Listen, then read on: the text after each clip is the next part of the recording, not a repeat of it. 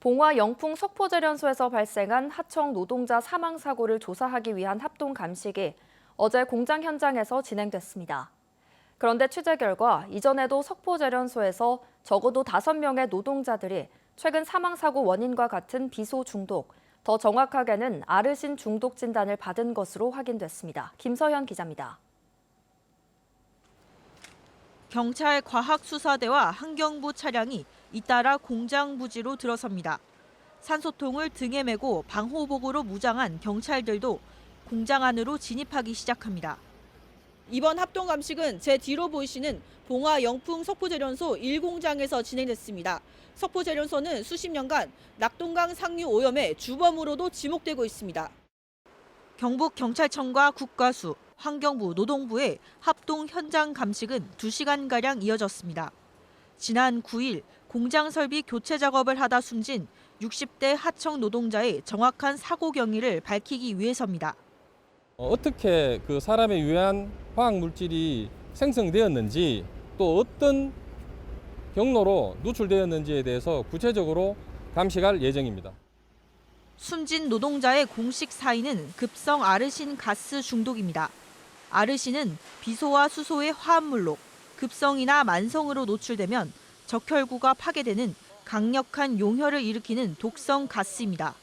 그런데 취재 결과 석포제련소 내 아르신 중독 사고는 이번이 처음은 아니었던 걸로 확인됐습니다.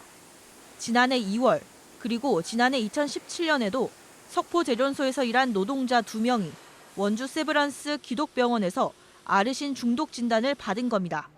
두 분 다 좀 공통적으로 있으셨던 증상이 소화기 증상이 먼저 나타났거든요. 구역질 나고 아주 특징적인 증상이 이제 소변 색깔이 콜라색 소변 색깔이 나오면서 놀라서 다 병원을 가신 거거든요. 그보다 앞선 2011년에는 석포제련소 노동자 3명이 한꺼번에 아르신 중독으로 입원했는데 관련 논문이 국제신장질환 관련 저널에 정식 발표되기도 했습니다. 해당 논문을 보면 40대 여성 1명과 60대 남성 2명이 같은 시기 구토와 혈뇨 증상으로 입원했습니다. 이들은 황산을 이용한 금속 찌꺼기 세척 공정 근무자였고 용혈성 빈혈, 급성 신장 손상 등 아르신 중독 증상을 보였습니다. 그러니까 이번 사고 이전에도 최소 5명의 석포제련소 노동자가 아르신 중독 진단을 받은 게 확인된 셈입니다. 전문가들은 아연을 재련하는 공장이라면 어떤 공정에서든 아르신에 노출될 가능성이 있다고 설명했습니다.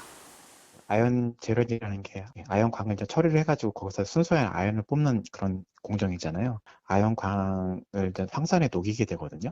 산이랑 반응하면서 아르신 가스가 이제 방출이 되는 거고요. 이런 산에 광물이 이제 녹아 들어가 있는 이 공정 어디선가든 다 발생할 수 있을 겁니다. 재련소에서. 하지만 근로감독당국은 과거에 이 같은 아르신 중독 환자 발생을 모르고 있었습니다. 고용노동부 영주시청 관계자는 지난 2018년 금속 찌꺼기가 든 침전조 청소 중 넘어진 노동자가 비소 등을 흡입해 사망한 사례 말고는 석포제련소 관련 아르신 중독 사고는 따로 더 파악된 게 없다고 밝혔습니다. MBC 뉴스 김서연입니다.